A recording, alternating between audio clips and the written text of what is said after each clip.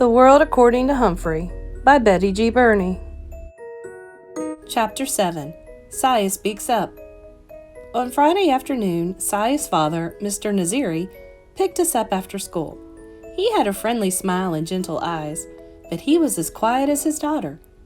Sayeh lived in a tall building, so Mr. Naziri carried my cage up 1, 2, 3 flights of stairs to their clean and quiet apartment. Mrs. Naziri opened the door for us. She spoke to her husband and daughter, but I couldn't exactly understand what they were saying. "Hummy! Hummy!" a little voice called out. Sayeh's little brother Derek toddled toward the door to greet me. "Say Humphrey," Sayeh gently corrected him. "Hummy," he said. The Naziris put my cage in the living room, right in the middle of a big table. Then they pulled up chairs so they could all sit and stare into my cage. It seemed as if they were waiting for something to happen, so I decided to give them a show. First I spun on my wheel for a while, then I climbed up the side of my cage and dived down into a pile of soft paper. They were obviously impressed with my performance as they talked quietly.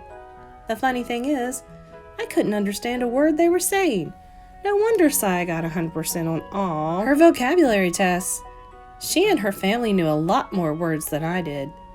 They finally went to the kitchen to eat dinner. Later, while the rest of the family watched television, Sayeh's mother quietly sat by my cage, watching me. She seemed nice. Eventually, it was bedtime for the Naziris, but after the lights were out, Sayeh slipped out of her room and came back to my cage and whispered to me. I could understand her again. "Now you know my secret, Humphrey," she whispered. "My family doesn't speak English. Well, my dad does a little, but he's shy about it. Mom hasn't learned any English at all, and Derek's too little." "I understand," I squeaked. "That's why I don't like to talk in class," she explained. "I don't talk like the other kids. I'm afraid they'll laugh at my accent. That happened to me when I was little." "But you don't sound different," I frantically squeaked. "I understand you just fine." Unfortunately, she didn't understand me. All she heard was squeak, squeak, squeak. I guess maybe I have an accent too. "But I have an idea that maybe you could help me teach Mom English," Sayeh continued. "Glad to help if I can," I squeaked to her. "You're a real friend," Sayeh replied. See, she understood me after all. The next day, I dozed until late afternoon, when Sayeh led her mother back to my cage. "Humphrey only understands English, Mama," Sayeh said. "Speak English. Say, Humphrey." Sayeh's mom looked a little frightened, but she tried. "Humphrey," she said. "Hummy," Derek cried as he raced into the room and climbed onto his mother's lap. "Say, hello, Humphrey," Sayeh gently instructed her mother. "Hello, Humphrey," Mrs. Naziri said. I squeaked, "Hello," right back, and she broke into a huge smile. "Hello," she said. "Good job," I said. Well, things went swimmingly from then on. In a matter of hours, Sayeh's mom was saying, "How do you do? Nice to meet you. Would you like some water?" I did, thank you. Even when Sayeh and Derek left to go to the store with their father, Mrs. Naziri kept on talking. I let her know I understood what she was saying by wiggling my whiskers and hanging one paw from the top of the cage. "Good boy, Humphrey," she said. Sayeh and her father were amazed at Mrs. Naziri's progress when they returned. The family spent the rest of the evening practicing English. First, Sayeh pretended to be a guest at the door. She went into the hall and knocked. Her mother opened the door. "Hello, Sayeh," she said. "Won't you come in?" Then Derek went out and knocked. Mrs. Naziri opened the door and said, "Hello, Derek. Won't you come in?" He rushed in and toddled right over to the table, shouting, "Humphrey! Humphrey!"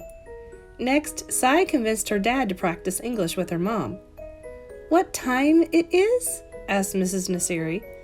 "What time is it?" Sayeh corrected her. Mrs. Naziri got it right the second time. Then Dad looked at his watch. 7:15, he answered. "Would you like some tea?" Mrs. Naziri asked. "Yes, please. I would like some tea," Mr. Naziri answered. Guess what? They had a tea party right on my table. As a reward for all their hard work, I spun my wheel as fast as my legs would go, and they all cheered. Later, after the lights were out, Sayeh slipped out of her room to talk to me again. "Thank you, Humphrey," she whispered. "My mom says she's ready to go to English class now, but I wish you were the teacher." "So do I squeaked, and I meant it. There were more English lessons on Sunday, and Sayeh showed Derek how to clean out my cage. Suddenly, the boy began to giggle. "Humphrey, poop!" he yelled. His English was improving too. On Sunday night, Sayeh gathered her family together again. "I want to teach you the American song," she said. Then she opened her mouth and began to sing. "Oh, say, can you see by the dawn's early light?" I stood up, just like we do in the classroom when the Star-Spangled Banner is being sung, but I'd never heard it sung like that before. Sayeh had the most beautiful voice in the world. It was like a gentle breeze. No, like rippling waters. No, it was beautiful. If only our classmates in room 26 could hear her, which gave me the start of another idea. But I didn't have time to think much at all, because soon the whole family was singing the Star-Spangled Banner, and I squeaked right along with them, even on those high notes. When we got back to school on Monday morning, though, I was a little disappointed. Mrs. Brisbane asked Sayeh how things went over the weekend. "Fine," said Sayeh, and nothing more. Like Miss Max said, you can learn a lot about yourself by getting to know another species, but boy, sometimes it's a lot of work. That Monday, I sat in my cage worrying about Sayeh for quite a while before I dozed off. When I woke up, I noticed that room 26 had changed. The bulletin board was covered with brightly colored leaves. The tops of the chalkboards were lined with big paper witches, ghosts, and skeletons. Hanging from the light fixtures were black crepe paper bats. Then I looked to my right and gasped. A horrible, huge, orange face with an evil grin was staring directly at me. I jumped back, my heart pounding. "Hey, Humphrey, don't you like old Pumpkinhead?" AJ whispered to me from his seat nearby. "Look, Humphrey scared a little old jack-o'-lantern," Garth said. "Scaredy cat! Scaredy hamster!" I stood up straight and looked as unscared as I possibly could. "Quiet, Garth and AJ," said Mrs. Brisbane. Then she quickly returned to a math problem she was writing on the board. Suddenly, I noticed a little movement in the center of the room. A murmur. A change. I looked over and yes! Sayeh had her hand up. Everyone noticed it, except Mrs. Brisbane, who had her back to the rest of us. "Mrs. Brisbane," Heidi called out. Without turning, the teacher said, "Raise your hand, Heidi." Now Heidi had her hand raised as well as Sayeh. "Well, what is it?" Mrs. Brisbane turned to face the class and was obviously surprised at what she saw. "Yes, Sayeh," she said. In a loud, clear voice, Sayeh said, "May I move the pumpkin away from Humphrey's cage?" Mrs. Brisbane looked from Sayeh to the cage and back. "Yes, I guess it is a little close. Thank you, Sayeh." Sayeh rose and hurried to my table to push the ugly old jack-o'-lantern away. She didn't say a word, but she winked at me, and I knew what she meant. "Heidi, did you want to say something?" Mrs. Brisbane asked. "Not anymore," she said. Everything went back to normal until the bell rang for recess. As my classmates all scattered and ran toward the door, Garth paused by my cage. "Scaredy cat," he muttered.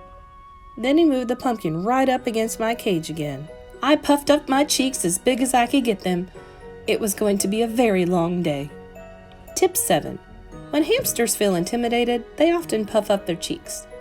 Guide to the Care and Feeding of Hamsters, Dr. Harvey H. Hammer. Thank you so much for watching and listening to The World According to Humphrey, Chapter 7. Don't forget to subscribe so you can hear the entire book. And make sure you share it with your friends.